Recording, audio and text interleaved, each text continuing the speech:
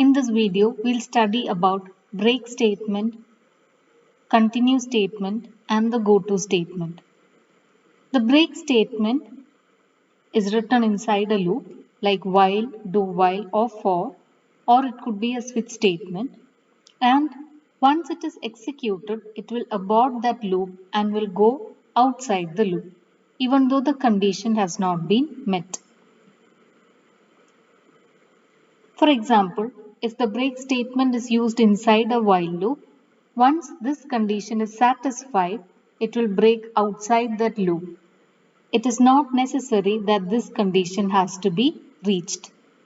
Similarly, inside a do while loop, even before this condition is reached, if this condition has been met, then the break statement will break outside the do while loop. It is similar to that in the for loop itself. So let's see an example of break statement. If the user is prompted to enter a number, say num, and we are entering the value 70, and there is a for loop which goes from 1 till 100. So once the value of I reaches 70, then even before it has reached 100 over here in the for loop, it will break outside the loop. Next is the continue statement, which is present inside the loop.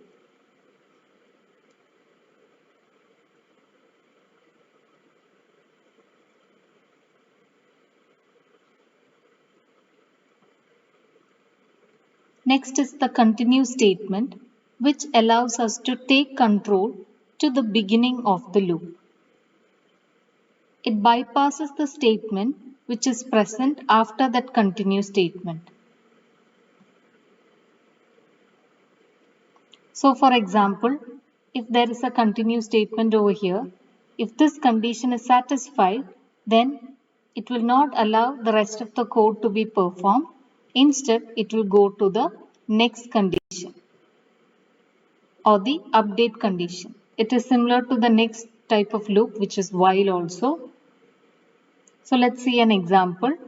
The user is prompted to enter a number. Let us say we have entered the number called 70, and the variable I goes from 1 till 70, and if I percentage 2 equal to 0, which means if the number is an even number, then I will be printed. Otherwise, it will continue. That is, for odd numbers, it will continue and it will go to the update statement. There is another type of branching called as unconditional branching. The previous types of branching that we studied had to reach some kind of a condition in order to branch or jump to another location. Here, as the name suggests, it is an unconditional branching, which means that there is no reason or no condition.